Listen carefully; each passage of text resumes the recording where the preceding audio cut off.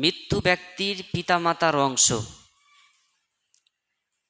একজন মানুষ যখন মৃত্যুবরণ করবে, এই মৃত্যু ব্যক্তির যে সম্পত্তি, সেখান থেকে পিতামাতার কি অংশ আছে, তার অংশ কতটুকুন আছে, কিভাবে পাবে, এ নিয়ে বিস্তারিত আলোচনা করব ইনশাআল্লাহুল আজিজ, যদি আল্লাহ রাব্বুল আলামিন আমাকে তৌফিক দেন। তার আগে আপনাদেরকে আমি বলি যে আপনারা লাইন ফাঁকা রাখবেন না। জায়গা থাকলে আপনারা সেই জায়গাতে বসার চেষ্টা করবেন। এমনি বসে আছেন, জায়গাটা বেশি নিচ্ছেন, দাঁড়াবেন তখন কমে যাবে। তো একটু ঠান্ডা দিন আছে, সেটে সেটে বসলে অসুবিধা নেই, তাই আপনারা ফাঁকা জায়গা রাখবেন না।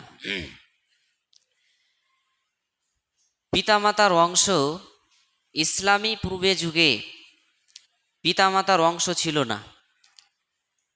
একটি ছেলে যদি মারা গেছে, তার কোনো সম্পত্তি আছে, সেটা দিনার দিরহাম হোক, টাকা পয়সা হোক, অথবা তার সম্পত্তি হোক, পিতামাতার অংশ ছেলের টাকা পয়সাতে আর সম্পত্তিতে পিতামাতার অংশ ছিল না।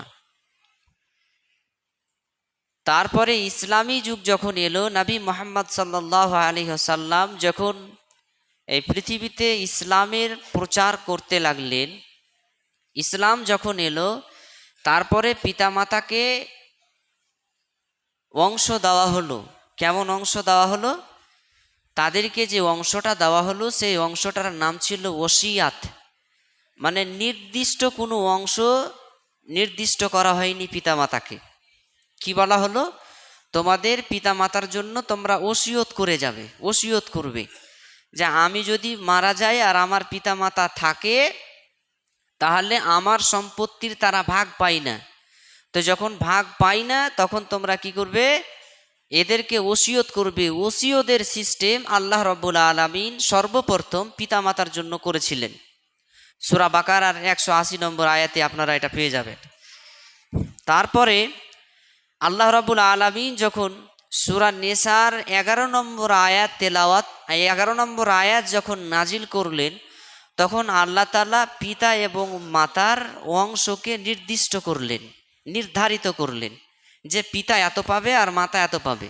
তাহলে আল্লাহ যখন নির্দিষ্ট করে দিলেন, তাহলে এর উপরে কলম চালার আর কারোর অধিকার নেই।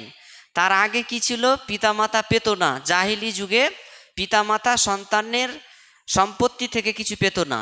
তখন আল্লাহ রাসূল বলেছিলেন যে তাদেরকে ওসিয়ত করো। আর আপনাদের জানা হয়েছে যে ওসিয়ত 3 ভাগের 1 ভাগ করা যায়, একের অধিক করা যায় না। তাই ওসিয়ত তারপরে যখন আল্লাহ তাআলা সূরা নিসার 11 নম্বর আয়াত নাজিল করলেন, তখন আল্লাহ তাআলা স্পষ্টভাবে বলে দিলেন কার পিতামাতার কত অংশ রয়েছে।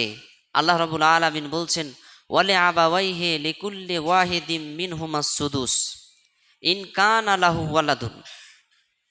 মৃত্যু ব্যক্তির যদি ছেলে মেয়ে থাকে, মৃত্যু ব্যক্তি যিনি মরছেন তার কথা বলা হচ্ছে, মৃত্যু ব্যক্তির যদি ছেলে মেয়ে থাকে, তাহলে তার পিতামাতা মানে বাপ মা বেঁচে আছে, ছেলে মারা গেল, তো যিনি মারা যাচ্ছেন তার কথা বলা হচ্ছে।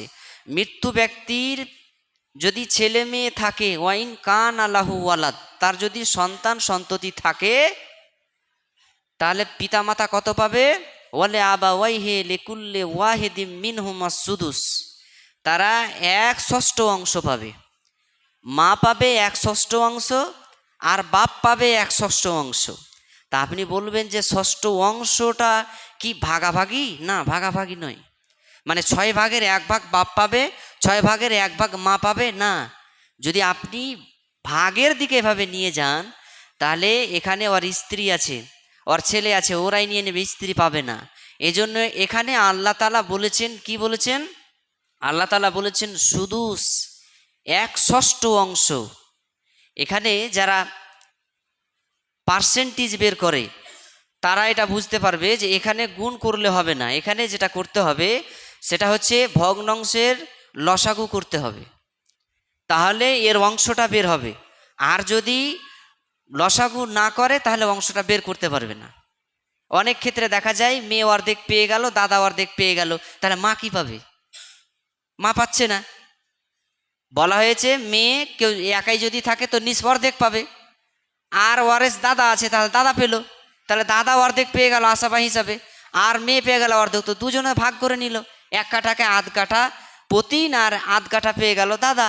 তাহলে ওর যদি মা থাকে তাহলে কি করবে? এই জন্য এটাকে বলা হয়নি 6/1 বলা হয়েছে 1/6 তাহলে 1/6 কে পাবে? বাপ পাবে, আর 1/6 মা পাবে। তারপর আল্লাহ বলছেন ওয়াইল্লাম ইয়াকুন ওয়ালাদ, যদি ওই মৃত্যু ব্যক্তির কোনো সন্তান সন্ততি না থাকে, সন্তান সন্ততি নেই, তাহলে কি হবে? তখন আল্লাহ রাব্বুল আলামিন বলছেন যে তার মায়ের জন্য হচ্ছে ওয়াওয়ারিসাহু আবাওয়াহু ফালে উম্মিহি সুলুস, তখন তার মা অর্থাৎ মৃত্যু ব্যক্তির মা পাবে কত না? তো 1/3 1/3 কিসের জন্য পাবে? যদি মৃত্যু ব্যক্তির সন্তান সন্ততি থাকে তাহলে মৃত্যু ব্যক্তির মা পাবে 1/3, আর বাপ পাবে 2/3। তারপর আবার আল্লাহ বলছেন ওয়াইন কান আল্লাহ ইখওয়ান, যদি ওই মৃত্যু ব্যক্তির ছেলে মেয়ে নেই, স্ত্রী নেই, অথবা স্ত্রী আছে কিন্তু ছেলে মেয়ে নেই, কিন্তু ওই মৃত্যু ব্যক্তির যদি একাধিক ভাই থাকে, বাপও বেঁচে আছে, মাও আছে, ভাইয়েরাও আছে, ভাই থাকে, তাহলে কি হবে? সেক্ষেত্রে মা পাবে 1/6, আর বাকি যেটা অবশিষ্ট থাকবে সেটা বাপ আসাবা হিসাবে পেয়ে যাবে। তাহলে এটা হচ্ছে পিতামাতার বংশের বিবরণ। তাহলে আমি কোরআনের আয়াত থেকে শুধু অর্থটা বললাম, তো এটা তো আপনারা বুঝতে পেরেছেন? ভালোভাবে বুঝতে পারেননি। তো এবার আপনারাকে ভেঙে ভেঙে বলছি। পিতামাতা সন্তানের অর্থ সম্পত্তি থেকে পরিত্যক্ত সম্পত্তি বলা হয়েছে মিম্মা তারাক, কোরআনে শব্দ এসেছে মিম্মা তারাক, মরে যাওয়ার পরে যে সম্পত্তি ছেলেরা ছেড়ে যায়, ছেলে মেয়ে ছেড়ে যায়, এই সম্পত্তিকে মিম্মা তারাক বলা হয় পরিত্যক্ত সম্পত্তি। এই পরিত্যক্ত সম্পত্তি থেকে মা পাবে 1/6, বাপ পাবে 1/6। কোন হালাতে? যদি ছেলে মেয়ে থাকে। 3টা অবস্থা আছে পিতামাতার। 1 নম্বর অবস্থা হলো মৃত্যু ব্যক্তির ছেলে মেয়ে নেই। মৃত্যু ব্যক্তির 1 নম্বর অবস্থা হচ্ছে মৃত্যু ব্যক্তির ছেলে মেয়ে আছে, তাহলে এখানে বাপ পাবে 1/6 আর মা পাবে 1/6। দ্বিতীয় অবস্থা হলো মৃত্যু ব্যক্তির কোনো সন্তান সন্ততি নেই, তখন মা পাবে 1/3 আর বাপ পাবে 2/3। আর একটি পিতামাতার অবস্থা হলো যদি মৃত্যু ব্যক্তির ছেলে মেয়ে না থাকে, ছেলে মেয়ে নেই, কিন্তু তার ভাইয়েরা একাধিক আছে, একাধিক মানে একের বেশি, একাধিক থাকে, তাহলে মা পাবে 1/6, বাকি যা আছে সে কি পাবে? আসাবা হিসাবে বাপ পেয়ে যাবে। এবার এটাকে আর একটু ক্লিয়ার করে বলছি। ধরেন একটা মানুষ মৃত্যুবরণ করেছে, তার সন্তান সন্ততি নেই। সন্তান সন্ততি থাকলে 3 জন ওয়ারেস হয়, সন্তান সন্ততি আর পিতামাতা স্ত্রী। একজন যদি স্ত্রী মারা যায় তাহলে তার সম্পত্তিতে 3 জন মূল ওয়ারেস থাকবে, স্বামী, ছেলে মেয়ে আর বাপ মা। সহজভাবে বুঝেন, যদি একজন পুরুষ মারা যায় তাহলে তার সম্পত্তিতে ভাগ 3 জন রাখে, ছেলে মেয়ে, স্ত্রী, পিতামাতা। আর যদি স্ত্রী মারা যায় তাহলে স্বামী, ছেলে মেয়ে আর পিতামাতা 3 জন অংশ রাখে। তো একজন ব্যক্তি মৃত্যুবরণ করেছে, তার সন্তান সন্ততি নেই, তাহলে 1/6 বাপ, 1/6 মা পাবে। যদি ওই মৃত্যু ব্যক্তির একটা মেয়ে থাকে, এবার আপনাকে আমি ভাগ করে দেখাচ্ছি। যদি একটা মেয়ে থাকে, তাহলে আমরা জানি যদি একটা মেয়ে থাকে ফালাহুন নিসফ, তাহলে তার পিতার সম্পত্তি থেকে অর্ধেকটা পেয়ে যাবে, তাহলে অর্ধেক পেয়ে গেল। তাহলে এখানে যদি অর্ধেক পেয়ে যায় আর কি হবে? যে সম্পত্তি আরও আছে এখান থেকে 1/6 পাবে কে? দাদা। আর 1/6 পাবে কে? দাদি। মানে ওই ছেলেটার যে বেঁচে আছে তার দাদা দাদি, মানে যে মৃত্যুবরণ করেছে তার বাপ মা। তাহলে ধরেন আপনি যদি 1/6 6 দিয়ে যদি লসাগু করেন, তাহলে 6-এর অর্ধেক যদি পেয়ে যায় তাহলে 3 পেয়ে গেল মেয়ে। 3 অর্ধেক মানে 3 পেয়ে গেল মেয়ে। 1/6 দাদা পেল, তাহলে 1 দাদা পেয়ে গেল, 4 হয়ে গেল। দাদি পেল কত? ও মৃত্যু ব্যক্তির মা, মা পেয়ে গেল 1/6, 1 পেয়ে গেল, তাহলে 4 আর 1-এ 5 হয়ে গেল। এই যে 1 আরও অবশিষ্ট থাকলো, আমি লসাগু 6 দিয়ে করছি, 1 যে অবশিষ্ট থেকে গেল, এই অবশিষ্ট থেকে যাওয়াটা কে পাবে? নাহলে এখানে অবশিষ্টটা দাদা পাবে। কি হিসাবে পাবে? ও তো পেয়ে গেছে একটা অংশ, আসাবা হিসাবে পাবে। এবার আপনাদের প্রশ্ন হবে আসাবাটা কি? আসাবা হচ্ছে যাদের কোনো নির্দিষ্ট অংশ নেই, নির্দিষ্ট অংশ নেই। জাবিল ফুরুজদেরকে দিয়ে দেওয়ার পরে, জাবিল ফুরুজ বলা হয় যাদের নির্দিষ্টকরণ করে দেওয়া হয়েছে, আর হেরফের হয় না, এদেরকে দিয়ে দেওয়ার পরে যেই সম্পত্তি বেঁচে থাকে সেটাকে যে উপভোগ করে তাকে বলা হয় আসাবা। আবার আসাবার দুটি ভাগ আছে, একটাকে বলা হয় আসাবা বিন নাসাব, আর একটাকে বলা হয় আসাবা বিন সাবাব। আসাবা বিন নাসাব মানে বংশগতভাবে আসাবা হওয়া, ওয়ারিস হওয়া। আর আসাবা বিন সাবাব মানে হচ্ছে কারণগতভাবে আসাবা হওয়া। আবার এগুলোর ভাগ আছে, আসাবা বিন নাসাবের 3টি ভাগ আছে, আসাবা বিন নাসাবের 3টি ভাগ আছে। তো এই যে আপনি শুধু মনে রাখেন এটা, যে আসাবা হয়ে যে একটা অংশ পেল, 6 দিয়ে আমি লসাগুটা করলাম, এখানে একটা অংশ কিন্তু থেকে যাচ্ছে, তাহলে এই থেকে যাওয়া অংশটা কে পেল? না তো দাদা পেয়ে গেল, একটা অবস্থা গেল। দ্বিতীয় অবস্থা, ছেলে মেয়ে নেই, শুধু পিতামাতা ওয়ারেস আছে। কে আছে? পিতামাতা ওয়ারেস আছে। তাহলে 1/3 অংশ পেল মা, আর 1/3 অংশ পেল কে? বাপ, মৃত্যু ব্যক্তির মা এবং বাপ। 2/3 অংশ বাপ, তাহলে মা যা পেল তার ডবল বাপ পেয়ে গেল। এখন যদি স্ত্রী থাকে, মৃত্যু ব্যক্তির ছেলে মেয়ে নেই কিন্তু স্ত্রী আছে, তাহলে কি করবে? তাহলে স্ত্রীর যেহেতু, স্বামীর যেহেতু ছেলে মেয়ে নেই, সেহেতু স্ত্রী 1/4 অংশ পেয়ে যাবে। আর যদি ছেলে মেয়ে থাকে তাহলে স্ত্রী কত পাবে? 1/8 অংশ পাবে। তাহলে 1/4 অংশ স্ত্রী পেয়ে গেল। এই 1/4 অংশ স্ত্রী পেয়ে যাওয়ার পরে অবশিষ্ট যে সম্পত্তি থাকবে, এই সম্পত্তির 1/3 অংশ পাবে মা, আর 2/3 অংশ পাবে বাপ। দুটি অবস্থা গেল। তৃতীয় অবস্থা হচ্ছে মৃত্যু ব্যক্তির সন্তান সন্ততি নেই, স্ত্রী নেই, হয় ধরেন বিয়ে করেনি, অথবা বিয়ে করেছিল স্ত্রী আগে মারা গেছে, অথবা স্ত্রীকে তালাক দিয়ে দিয়েছে, কিছু হতে পারে কিনা? সবই হতে পারে। তাহলে স্ত্রীও নেই, ছেলে মেয়েও নেই, এখন কে আছে? পিতামাতা আছে আর ভাই বোনেরা আছে, ভাইয়েরা আছে। তাহলে কি হবে? যদি ভাই শুধুমাত্র একজন থাকে, মনে রাখবেন মৃত্যু ব্যক্তির ভাই শুধুমাত্র একজন আছে, আর কে নেই? স্ত্রী নেই, ছেলে মেয়ে নেই, কেউ নেই, ওয়ারিস হিসাবে পিতামাতা আছে আর ভাইয়েরা আছে। তো ভাই যদি শুধুমাত্র একজন থাকে তাহলে মা 1/3 অংশই পাবে।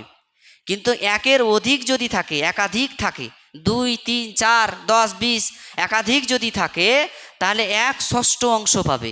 মায়ের অংশটা ওই সুলুপ 3 থেকে নিয়ে ষষ্ঠ অংশতে চলে যাবে। আর কি করবে? বাকি যেই সম্পত্তিটা সেটা আসাবা হিসাবে বাপ পেয়ে যাবে। তাহলে এবার আপনাদেরকে নির্যাস কথাটি বলছি। মা কত পাবে? একটা অবস্থা হলো মা 1/6 অংশ পাবে, আর বাপ 1/6 অংশ পাবে। মায়ের অবস্থা চেঞ্জ হচ্ছে, মা আবার 1/3 অংশ পাবে। আবার যদি একের অধিক ওই মায়ের যদি সন্তান থাকে, মৃত্যু ব্যক্তির ভাইয়েরা থাকে, তাহলে 1/6 অংশটা আবার চলে যাবে। তাহলে মায়ের অংশ থাকছে, বাপের অংশ থাকছে।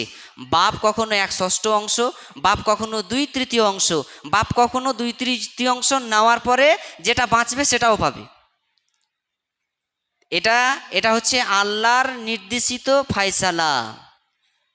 এবার আপনাকে আমি একটা সামাজিক কথা বলি, যে কথাটা অতীব গুরুত্বপূর্ণ কথা। এবং এটা মান্যতা যদি দেন তাহলে অবশ্যই আপনার জীবনে কাজ আসবে। আমাদের বর্তমানে যেই নিয়ম সিস্টেমে ছেলেমেয়েরা পিতামাতারা চলে, এটা কিন্তু ইসলামী সিস্টেম নয়, ইসলামিক পরিকাঠামো এটা নয়। কেন?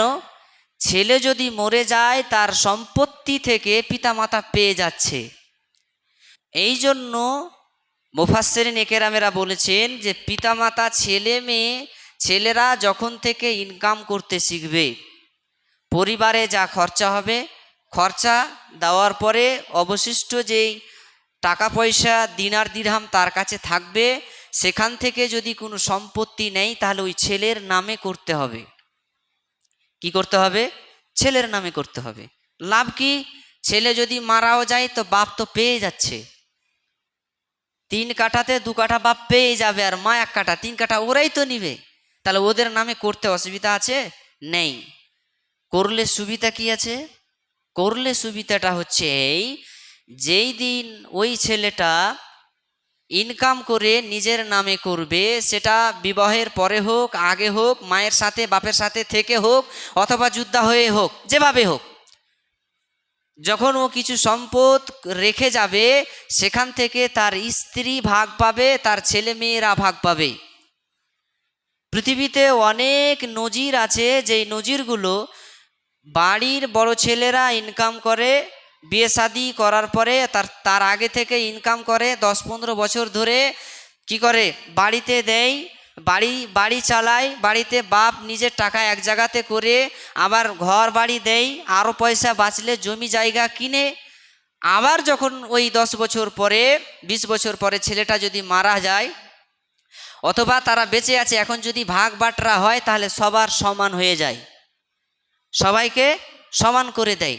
আবার ওই পিতামাতারা কি করে, যখন তার ছেলে মেয়ে যখন সেই ছেলেটা মারা যায় 10 বছর 15 বছর ইনকাম করার পরে, তার যদি ছেলে মেয়ে থাকে তাদেরকে হাজফ করে দেওয়া হয়।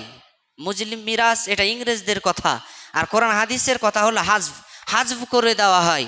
তা হাজফ করে দেওয়া হয় এবং তখন দাদা দাদিরা তখন বলে যে তোর বাপ নেই মানে তোরা অংশ পাবি না, হালাকে 10 বছর ওই বাপের সাথে খেটে গেছে।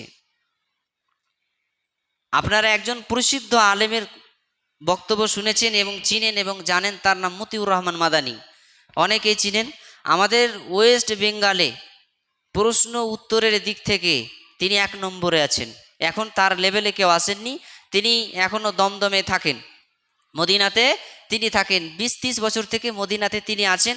ওখান থেকে একটা সেন্টারে তিনি বক্তব্য দেয়, অনেক মানুষই চিনেন যারা কোরআন হাদিসের আলোচনা মোবাইল থেকে শুনেন, জানেন। তো মতিউর রহমান মাদানী তিনি বলছেন একদিন একটা বক্তব্যতে যে একটা লোক আমাকে বলছে যে আমি 20 বছর থেকে এখানে আছি, তো আমি আমার বাড়িতে যা প্রয়োজন হয় সব কিছু পাঠাই, আর কিছু টাকা রেখে আমি কিছু জমি নিজের নামে করার ইচ্ছা করেছি, তা আমি এটা করতে চলেছি। তো এখন আমার বাবা বলছে যে না, আমি যতদিন বেঁচে আছি তোর নামে হবে না, আমার নামে হবে। তো এই ফায়সালাটা কি হবে? তখন সেই মতিউর রহমান মাদানী সাহেব তিনি বলছেন যে তোমার বাপ অবশ্যই তোমার উপরে জুলুম করছে। তাকে আগে জিজ্ঞেস করলো তুমি কি পরিবারের যা খরচ হয় সেটা কি বহন করো? হ্যাঁ, বহন করি। বহন করার পরে আমাদের অনেক বাড়ি হয়ে গেছে, গাড়ি হয়েছে, গাড়িও করেছে আমার পিতামাতা, আমরা 2 ভাই এখানে থাকি, তো এইভাবে আমাদের চলে। তো তারপরেও তোমার নামে করছো, তো করতে দেয় না কেন? তো বলছে যে আমি যতদিন বেঁচে আছি এটা হবে না। তো তিনি বলছেন যে এটা তোমার পিতামাতা তোমার সাথে জুলুম করছেন। কেন? এটা হয় জুলুম, আর না হয় এটার নাম জাহেল। হয় এটা অজ্ঞতার কারণে এটাকে বলা হয় জাহেল, আর জানা শোনার পরেও নিজের সম্পত্তিকে বাড়াবো মনে করছে, তাহলে এটা হচ্ছে জুলুম করছে তোমার এটা পিতামাতা। তাহলে এইরকম নজির অনেক রয়েছেন। তাহলে পিতামাতাকে এবং পরিবারকে দেখবে কে? ছেলে মেয়েরা দেখবে। কিভাবে দেখবে? তা তিনি বলছেন ওই সময়ে যে আমরা হচ্ছি 9 ভাই। কয় ভাই? 9 ভাই। 9 ভাই আমরা কি করি? আমাদের প্রত্যেকেরই আলাদা আলাদা বাড়ি আছে, প্রত্যেকেই আলাদা আলাদা থাকি, আলাদা আলাদা খায়, বাপ মাও থাকে ঈশান খায়। আমার বাপ মায়ের যা খরচ হয় সেই খরচটা আমরা বহন করি। আমরা কি করি, আমরা 3 মাসের করে পয়সা 4 ভাই দিয়ে দিই। 3 মাসে যা পয়সা লাগে 10,000 কি 15,000 মাসে মাসে পয়সায় 1 বছর 3 মাস করে একবারই দিয়ে দিই, বছর বসে থাকি। 4 ভাই আমরা দিয়ে দিই। আর কি করি, আরও 5 ভাই আছে, তাদেরকে অ্যাডিশনাল হিসাবে রেখেছি। কেন রেখেছি, যে এদের ইনকাম আমাদের থেকে তুলনামূলকভাবে কম, তাদেরকে বলেছি যা পারবে তুমি তাই দাও। তাহলে ইসলামী নিয়মটা হচ্ছে এই রকম। ইসলামী পরিবার পরিকাঠামোটা কেমন হবে, ছেলে যেদিন ইনকাম করতে শিখবে, পরিবারে যা খরচা লাগবে, খরচ আপনিও খাচ্ছেন, আরও ছেলে আছে, সবাই আছে, যা খরচ হবে সেই খরচটা সেখান থেকে মেনটেন করে তাদের ইনকাম থেকে তাদের নামে সম্পত্তি হবে, তাদের নামে সম্পত্তি হবে। আপনার দ্বিধা কিসের? ওই ছেলে যদি মরে যায় তা আপনি 1/3 2/3 তো বাপ পেয়ে যাচ্ছেন, মা তো 1/3 পেয়ে যাচ্ছেন, এবারে পেয়েই তো যাবেন, আপনার তো অংশ আছে। কিন্তু সুবিধাটা কি? সুবিধাটা হচ্ছে এই যে যেদিন ওই ছেলেটা মারা যাবে তার নামে যদি 1 কাঠা জমি থাকে, তো আর স্ত্রী পাবে, ও ভিটা ছাড়া হবে না, ওর ছেলে মেয়ে পাবে, ভিটা ছাড়া হবে না। কিন্তু আপনি ওখান থেকে যখন করে নিচ্ছেন, নিজের নামে করে নিচ্ছেন, তখন কিন্তু ওরা ভিটা ছাড়া হয়ে যাচ্ছে। কেন? ওদের আরও ভাই আছে, ভাই থাকতে গেলে তো হাজফ হয়ে যায়, সে ভাইয়েরা পাবে, তার নিজের ছেলেরা তখন পাবে না। তো এইরকম ব্যাপার। এখানে আর একটা কথা বলে দিই, তাহলেই যদি এরকম সিচুয়েশন হয় যে সে ছেলেটা খাটার মতো হয়নি, অথবা কিছু খাটতে লেগেছিল তারপরে মারা গেল, হয়তো একটা ছেলে আছে মারা গেল, এখন কি করবে? ওই দাদার কর্তব্য, ফরজ কর্তব্য হলো ওসিয়ত করা। ফরজ কর্তব্য কি? ফরজ কর্তব্য হলো ওসিয়ত করা। তা আমি বলছিলাম যে ইসলামী পরিকাঠামো নিজের বাড়িতে নিয়ে আসার চেষ্টা করেন। আজকে অনেক যুবক ভাইয়েরা যখন ভিন্ন হয়ে যায় তখন মনে করে যে আমার দায়িত্ব আর কিছু নেই। ভিন্ন হলেও তোমার বাপ মাকে টাকা লাগবে, আর একটে থাকলেও টাকা লাগবে, পরিবারে টাকা লাগবে, পরিবার চালার জন্য টাকা লাগবে। তোমার মা যদি মনে করে নিজে মনে রান্না খাবে, তো একে একবারও বলে না যে তুমি রেনে খেও না, খেতে দেন, নিজের হাতে খাবে, এটা বেশি ভালো, এটা সন্তুষ্টজনক খাবার, তৃপ্তিজনক খাবার, এই খাবারে স্বাধীনতা আছে, খেতে দিন। আর যদি আপনার দিকে খায় তাহলে কিভাবে খাবে? পালি করে যদি খায় সেটাও জায়েজ। সর্বোত্তম জায়েজ হচ্ছে এটা, সর্বোত্তম পন্থা হলো এটা যে বাপ মা যার দিকে ইচ্ছা তার দিকে খাবে, যার আগে খাবার হবে তার দিকে খাবে। ও যদি মনে করে বড় বেটার দিকে সারা জীবন খাবে, খেতে পারবে।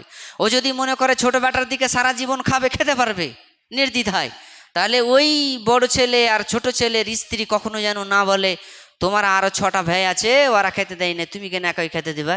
এই অধিকার স্ত্রী তোমার দেয়নি, আল্লাহ এই অধিকার তোমার দেয়নি।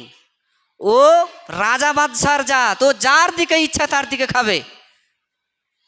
আর যে খাওয়াবেন, তাই এই কথাটা মনে রাখবেন যে আল্লাহ রাব্বুল আলামিন, আমরা 4 জন কি 5 জন আছি, আর আমার পিতা অথবা মা খাচ্ছে, মানে আমার হাত দিয়ে আল্লাহ তাআলা একজনের রুজি বেশি লিখেছেন, এটা তো আল্লাহর বরকত আছে, বেশি লিখেছেন। সুতরাং এই দ্বিধা সংকোচ আপনার থাকবে না। যদি এরকমই হয়, যদি টাকা পয়সা দিয়ে যার যেমন ইনকাম আছে পরিবারকে যদি আপনারা চালান, এভাবে হয়, তারপরে দেখা গেল যে পিতামাতা অসুস্থ হয়েছে, লাখখানি টাকা লাগবে, এখন টাকা দিবে কে? আমাদের সমাজ হচ্ছে যার দিকে খাচ্ছে দিবে সে, অথবা যার দিকে আছে, হয়তো ছোট বেটার দিকে কি কেউর দিকে আছে, ও বেটা এখন যুদ্ধ হয়নি, একটে আছে, ও দিবে। এ সিস্টেম চলবে না, তোমাকে দিতে হবে। কত % দিবে? তোমার যেমন ইনকাম আছে তেমন দিবে। এমন নয় যে 5টা বেটা আছে, 5 জন কি 5,000 করে 25,000, না, তুমি লাখ টাকা ইনকাম করো, তুমি 5,000 দিবা কেন? তোমাকে 30,000 টাকা লাগবে, 1 লাখ টাকা লাগলে। আরও তার চেয়ে কম আছে, কেউ 20,000 দিবে, কেউ 30,000 দিবে, কিন্তু মনে রাখবে কাউরি সংশয় থাকবে না। এটা আল্লাহর রাস্তাতে পিতামাতা যখন তোমাকে খাইয়েছিল, সংশয় ছিল না যে আমি এখন এই বেটাটাকে এত খিলালাম, আর পরবর্তী বেটা হবে তা কেমন খিলাবো, এই সংশয় ছিল না। তোমার এই সংশয় থাকবে না। তা আপনি যখন এইভাবে টাকা দিবেন, তা আপনার স্ত্রীও কিন্তু ঘোঁচা দিবে, তোমার ওই ভাই 30,000 টাকা, তুমি 30,000 টাকা দিচ্ছ, আর তোমার ওই ভাই তো 5,000 টাকা দিচ্ছে, কেন? ভাগের বেলা তো সমানই নিবে। কথাটা যুক্তিগত সঙ্গত কথা, ভাগের বেলাতে সমানই নিবে, কিন্তু এই অধিকার বলার অধিকার স্ত্রী রাখে না।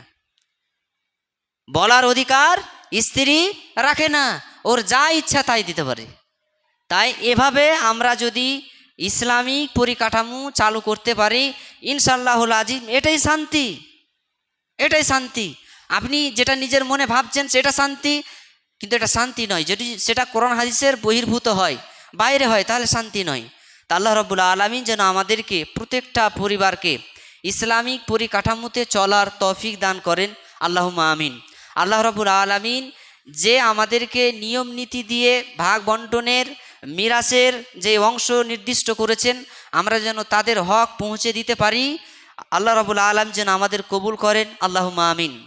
যাদের বোনদের ভাগ আপনারা এখনও দেননি, তাদেরকে বলবো যে আপনারা বোনদের ভাগ তাদেরকে বুঝিয়ে দিবেন, বলবেন তোমার এই অংশ, বুঝিয়ে দিবেন।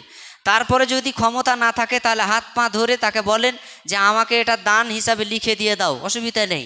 কোটি টাকার সম্পত্তি বোন যদি তোমাকে দিয়ে দেয়, কোনো অসুবিধা নেই।